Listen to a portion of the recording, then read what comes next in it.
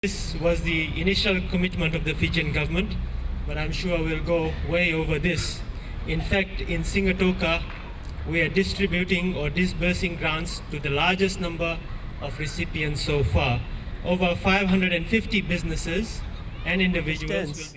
The importance of micro and small businesses play and the challenges they face. Our government is focused to uplift the grassroots and the rural community by creating sustainable livelihoods.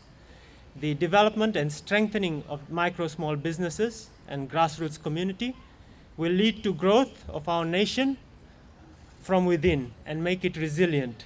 This initiative and today's events demonstrates the commitment of the Honorable Prime Minister to all Fijians. That is, no one is left behind in our drive to have a vibrant and sustainable economy. Today's event, ladies and gentlemen, is even more special as we have the Acting Prime Minister and the Attorney General, Honorable Sayed-Khaiyum, a true son of Nandronga, to do the honors and hand over the grants. The Acting Prime Minister, as the Minister for Finance, has been a tremendous support and very instrumental in providing the micro and small businesses the necessary support and assistance.